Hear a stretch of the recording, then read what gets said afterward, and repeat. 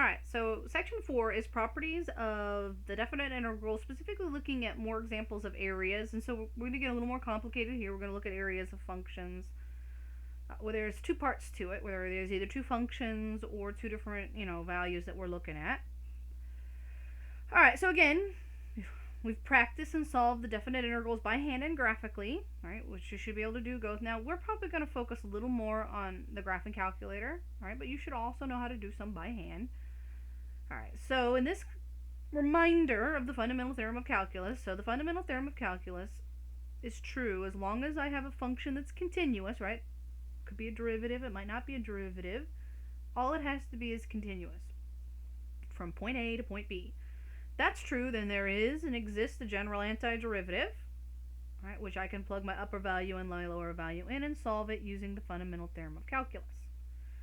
Right, which we understand the meaning of this now, right? And the meaning of the definite integral is the sum of all of the y values, y values, of f of x over the interval a to b, right? It accumulates all of the y value functions from a to b, which graphically means the area above, the positive y values are the area above, that's the increase, and then the negative y values, the area below the x-axis, which would be the decrease, all right, increase and decrease.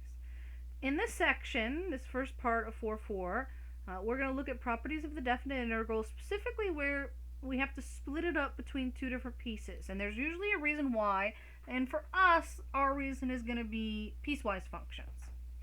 Alright, so again, my function's continuous over the interval I'm looking at, but I have to split my area up between a to c and then c to b, right? If you look at this is my function from a to c, and then this is my function from c to b.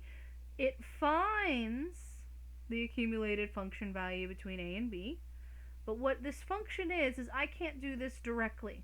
I have to split it up, and usually that means,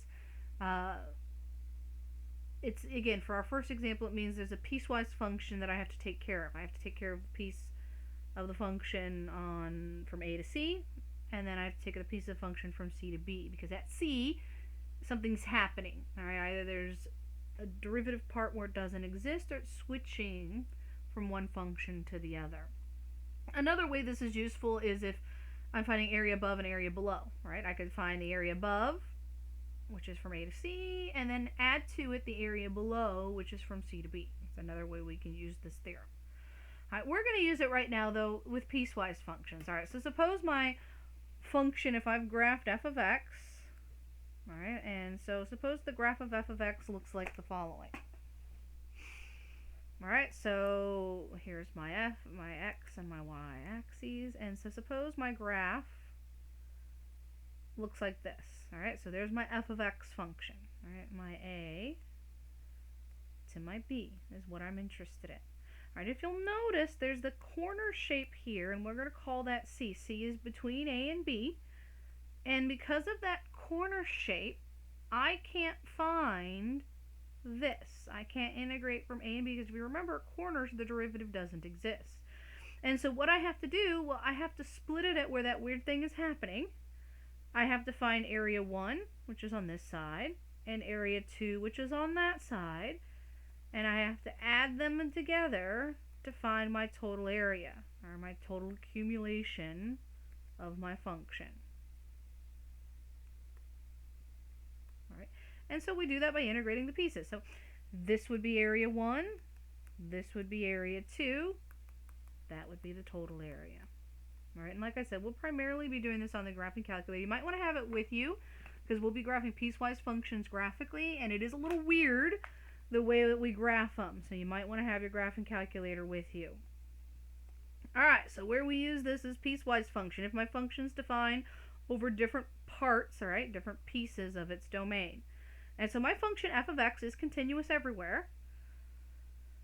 Alright, the first piece is x squared, but it's only x squared for x values less than 3. My second piece is the function 27 divided by x, but only if my x values are greater than or equal to 3. And we want to find the area of this function, and I want to graph it from 1 to 5. And if you'll notice, that 3 lands between my 1 to 5, right? My area splits between two different functions.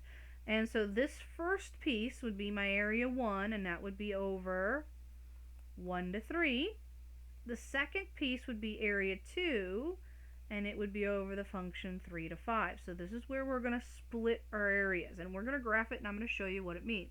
All right, so to graph these on the calculator, all right, so if I go to my graphing calculator, I got to type them in. I got to clear out what I have in here.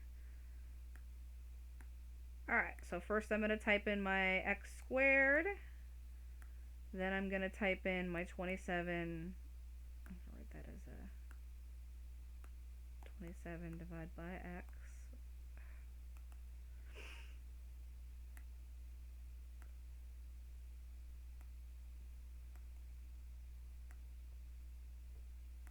Using the calculator on the computer is not fun.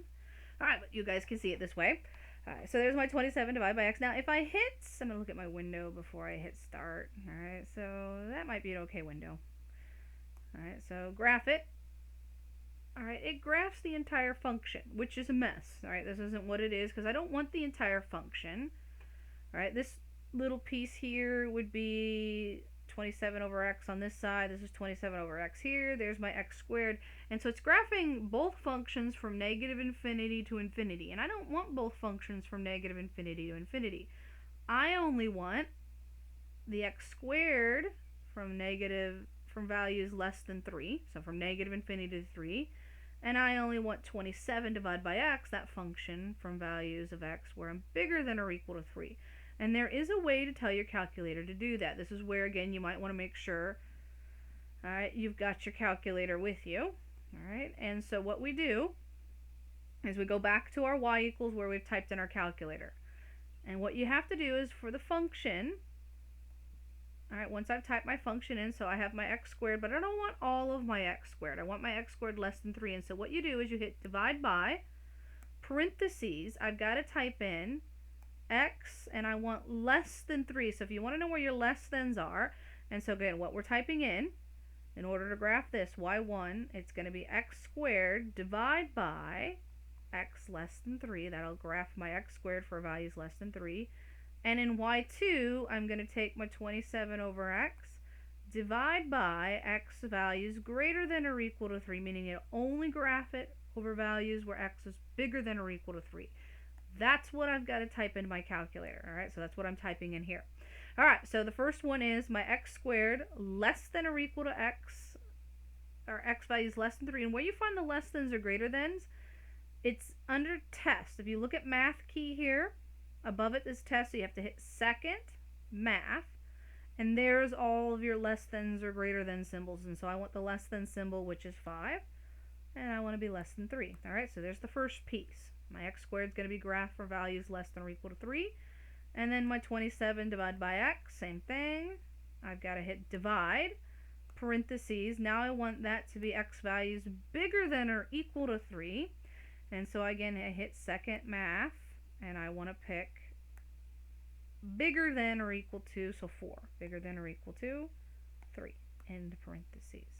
All right, and then if I go to graph, now it graphs just, so if you'll notice, there's no piece here, and there's no pieces above. If I make my window a little bigger in the y direction,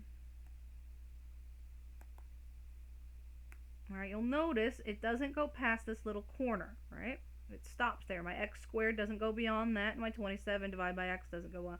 That's where, at that corner, is where it's switching from my x squared to my 27 over x. All right, so now I go and graph my function.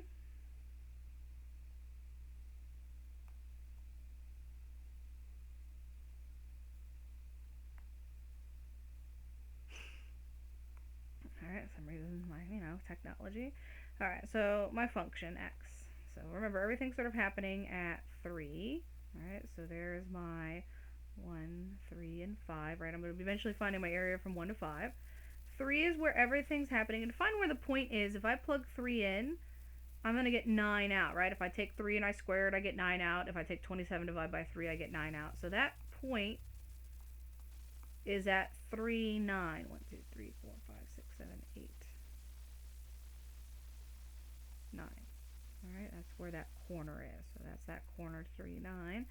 And so the first piece is the x squared function, which again is the parabola. It's going up, but then it stops at 3, 9. Alright, so there's the x squared piece. And then the second piece is the 27 divided by x. It starts at 3, 9, and it comes down. And again, it's never going to cross the x-axis. It kind of comes down and approaches it. At that 3 is where it splits, right, between my x squared, and then on this side it's the function 27 divided by x. And so when I go to find my area between 1 and 5, right, I'm still finding my area between 1 and 5, I will have to split it up between area 1 and area 2. Right, I have to split it up, right? Area 1 is using the first function from 1 to 3. Area 2 is using the second function from 3 to 5. So now I'm going to set up my integrals. Alright, so area 1 plus area 2. Well, area 1 is integrating from 1 to 3 under my x squared function. Area 2 is from 3 to 5 using my 27 divided by x function. Which, at this point, you could solve them by hand if you want to. You could find the antiderivative for both of those and plug in their upper and lower limits. Alright, but that's a lot of work, because I have to find 2 antiderivatives, and I have to plug in 4 values. And so we're going to be using the calculator. So I'm going to go back to my calculator, but you have to be careful. There's some special steps you have to use. Alright, so there's my graph of my functions. So the first piece isn't too bad. I want to find my first piece from 1 to 3. So again, we're going to hit our integral key, which is second trace. Integral key is 7. So I'm going to integrate from 1 to 3. Now what you have to check with these is there's 2 functions. So if you look up here in the corner, I'm on my y1 function, which is the x squared, which is where I want to be. Alright, so I can go ahead and integrate from 1, enter, to 3, enter. Alright, and there it will shade in the first piece from 1 to 3, which is 8 2/3, or 8.67. I'm just going to round. Alright, so there's the first area. 8.67, right? That would be this area here. 8.67. Alright, then I add to it the second area, which this is the part that you have to be careful of. I have to be on my second function, which means I need to make sure I'm over here on that function. Alright, so when I go to my calculator, I go to second trace, 7, but if you'll notice at the top here, I'm on my x squared function. I don't want to be on my x squared function. I want to be over here. And so what you have to hit, and it's kind of tricky, you have to remember this, you have to hit the down arrow. Right? If you hit the down arrow, and if I kind of scroll over, now I'm on the function I want. If you look at the top, it changed. Right? Up here, I'm now on the 27 divided by x, which is where I want to be. Now, if you don't do that, it'll give you an error. It'll tell you you can't find, because it doesn't exist.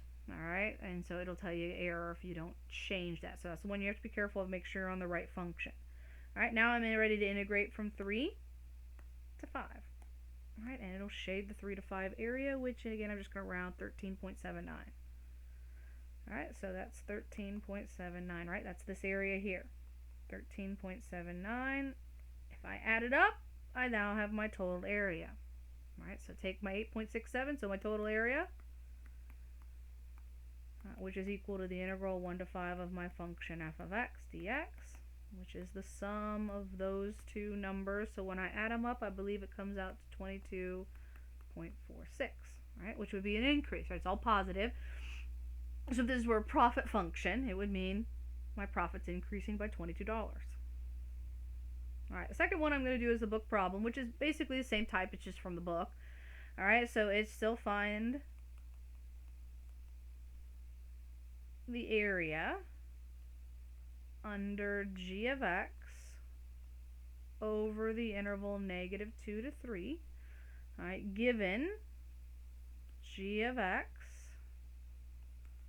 is the piecewise function -x squared plus 5 if x is less than or equal to 0, or it's the line x plus 5 if x is greater than 0. Alright, and so you'll notice I'm going from -2 to 3, and so this would be my first area on the parabola. Area 1 would go from -2 to 0. Right, it only exists from -2 to 0. Area 2, which would be from 0 to +3, right, because this function only exists for positive values. And so there's where I'll have to split up and find my 2 areas. And so I'm going to graph it, because we're going to do this graphically. And so again, I'm going to go ahead and type in my graph. So on the graphing calculator, my y1 is going to be, and I'm going to put parentheses around my functions just to be on the safe side. So x squared plus 5, but I only want to graph it for x values less than or equal to 0, and y2 is going to be just x plus 5. Alright, so one of them is a parabola plus 5, one of them is a line plus 5, and that's going to be for x values bigger than 0. Alright, so that's what I'm going to go type in my calculator and graph. Alright, so I'm going to go back in here, I'm going to clear out the stuff I have. So I've got to clear out. Alright, so in the first one I'm going to type in my negative x squared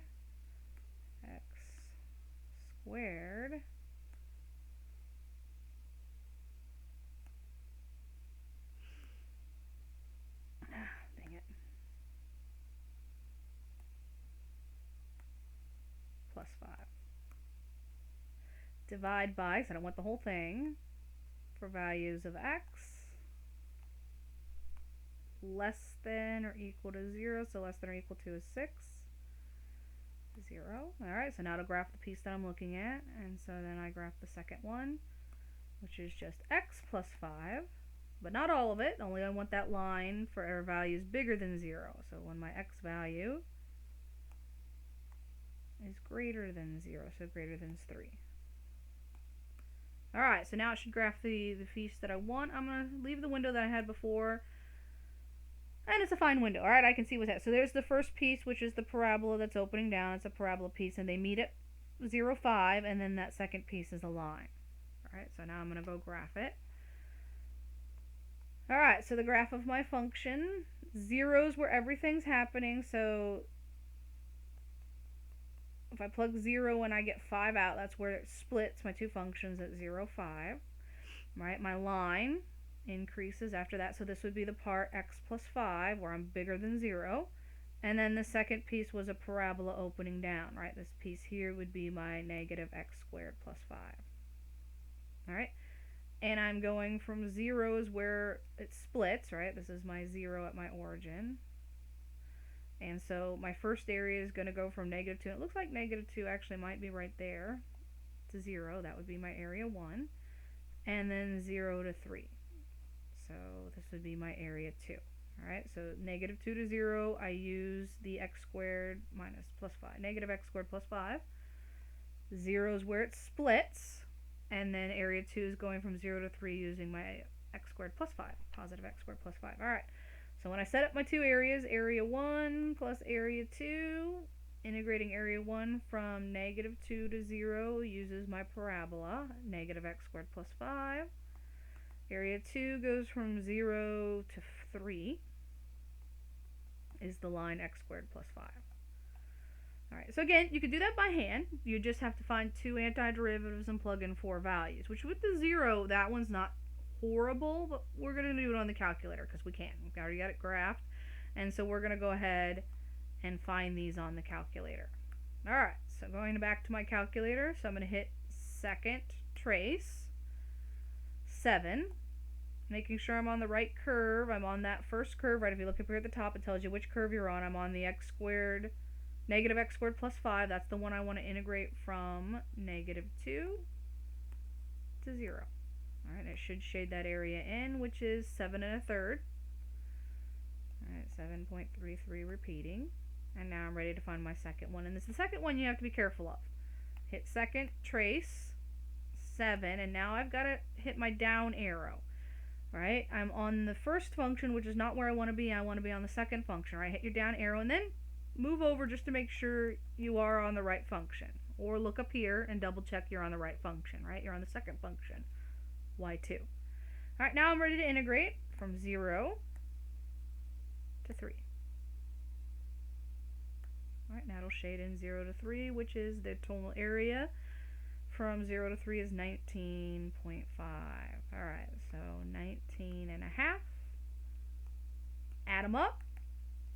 Alright, so this was 19.5. This was 7 1/3. Total area comes out to be, I don't have my answer, 19.5 plus 7 1/3. So if I round, it's 2.83, or so 2.683 is my total area. Alright, and so that finishes up this set of nodes. We're going to still do more with areas and two functions. Next time we're going to look at areas between two functions.